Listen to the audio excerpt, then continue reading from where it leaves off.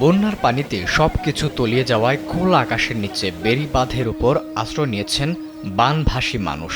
তাদের মধ্যে অনেকেই অসুস্থ, বয়স্ক, গর্ভবতী নারী। কেউ কেউ নিজের অটোরিকশাকে ঘরের মতো বানিয়ে এর ভেতরে অবস্থান করছেন। কেউ কেউ শামিয়ানা টাঙিয়ে খাট পেতেছেন সড়কেই। বিশুদ্ধ পানি, খাবার ও স্যানিটেশনের পর্যাপ্ত ব্যবস্থা না থাকায় গুরুতর স্বাস্থ্য ঝুঁকি নিয়েই সড়কের পাশে আশ্রয় নিয়েছেন এসব মানুষ। বাঁধ ভাঙা এবং বন্যার কথা আগে থেকে কিছুটা আঁচ করতে পেরেছিলেন কেউ কেউ। ঘরের দামি আসবাবপত্র সহ নিত্য প্রয়োজনীয় মালামাল সরিয়ে বাঁধের উপর নিয়ে আসতে পেরেছিলেন সেসব মানুষ। যেসব পরিবারে পুরুষ ছিল না, সেসব পরিবারের নারীরা কোনো রকম জীবন বাঁচিয়ে বাঁধে ওঠেন সন্তানদের নিয়ে। এবার ব্যাংকও আপনার হাতের মুঠোয়। Balance transfer, mobile recharge, bill pay থেকে শুরু করে যা চান সব হবে এক মুহূর্তে। NRBC planet. ওইসব পরিবারের সবকিছুই তলিয়ে গেছে পানিতে। খোলা আকাশের নিচে এক বুক দীর্ঘশ্বাসই এখন তাদের সম্বল।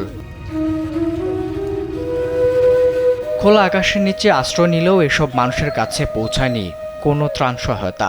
শুকনো খাবার আর বিশুদ্ধ পানির সংকটে পোহাচ্ছেন তারা। কয়েকটি সামাজিক সংগঠন ত্রাণ সহায়তা দিলেও প্রয়োজনের তুলনায় তা অপ্রতুল বলে জানিয়েছেন তারা।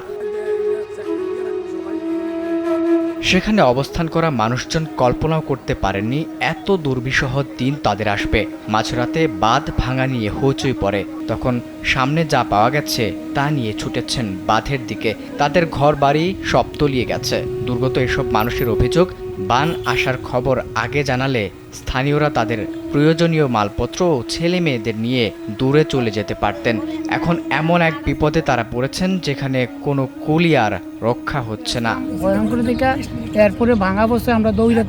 শত শত নারীও অবস্থান করছেন বেড়িবাঁধের উপরে, যেখানে দুর্গতি সবার। তাদের অভিযোগ, এখন পর্যন্ত ত্রাণ নিয়ে সেখানে যায়নি সরকারি কোনো কর্মকর্তা। ডিসিএসপি দূরের কথা, থানার ওসি কিংবা ইউএনও পর্যন্ত কেউই যায়নি। ত্রাণ তো অনেক পরের কথা। বুড়িচং উপজেলা নির্বাহী কর্মকর্তা ইউএনও শাহিদা আক্তার সাংবাদিকদের বলেন, আশ্রয় কেন্দ্রের পাশাপাশি খোলা আকাশের নিচে আশ্রয় নেওয়া মানুষদের সহায়তা করা হবে। তাদের তালিকা করা হচ্ছে। আবিদ হাসান, কালবেলা।